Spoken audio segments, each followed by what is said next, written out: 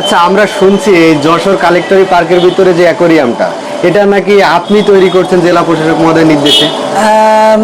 কথা সত্য। তৎকালীন শ্রদ্ধেয় জেলা প্রশাসক মহোদয় আমাকে তার লোক মারফত ডেকে নিয়ে যান এবং তিনি আমাকে বলেন এখানে একটা অ্যাকোয়ারিয়াম করলে কেমন হবে। আমি স্যারের কথায় অনেক খুশি হই এবং স্যারকে বলি, স্যার এখানে আমি আমার মনের মতো করে একটা অ্যাকোয়ারিয়াম আপনাকে করে দিব। স্যার তখন বলে ঠিক আছে, পয়সা করি কোনো ব্যাপার না, আপনি সুন্দর করে অ্যাকোয়ারিয়ামটা করে দিবেন। তারপরে এই অ্যাকোয়ারিয়ামটা আমি নিজেই তৈরি করে কালেক্টর কোর্টের যে সিঁড়ি আছে সেই সিঁড়ির তলে আমি প্রতিস্থাপন করে দিই। এ বাদেও আমার সৌভাগ্য হয়েছে, যখন কালেক্টর পুকুরটা সুন্দরভাবে গঠন করা হয় তখন মাছ জেলা প্রশাসক মহোদয় স্যার যখন মাছ উন্মুক্ত করবে ঠিক ওই সময় তৎকালীন এখানে দায়িত্বপ্রাপ্ত ম্যাজিস্ট্রেট আবু নওশাদ স্যার আমাকে ফোন দেন যে নয়ন ভাই আপনি চলে আসেন কোর্টের ভিতরে এবং একটা বড় নেট নিয়ে আসেন। আমি সেখানে যাই এবং সেই মাছটা অবমুক্ত করে খুলনা বিভাগীয় কমিশনার, যদিও স্যারের নামটা আমি এখন মনে পড়ছে না, তখন সেখানে আমি নিজেও উপস্থিত ছিলাম।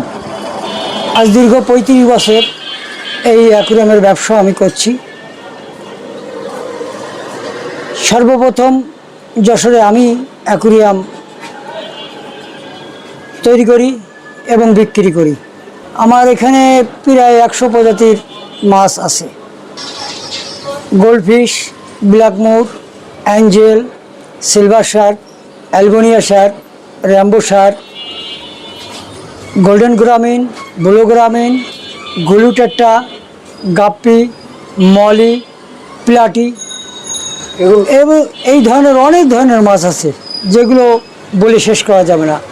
অ্যাঞ্জেল এখানে সর্বনিম্ন 30 টাকা জোড়া থেকে 1000 টাকা জোড়া বর্তমানে মাছ আছে আমার কাছে।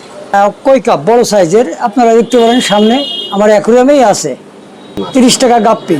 অ্যাকোয়ারিয়ামের সাথে অ্যাকোয়ারিয়ামের মেডিসিনগুলো আছে, বিভিন্ন প্রজাতির মেডিসিন, খেলনা, ইয়ার পাম্প, পাওয়ার ফিল্টার এবং ছোট বড় বিভিন্ন প্রজাতির প্রকৃতির জার আছে।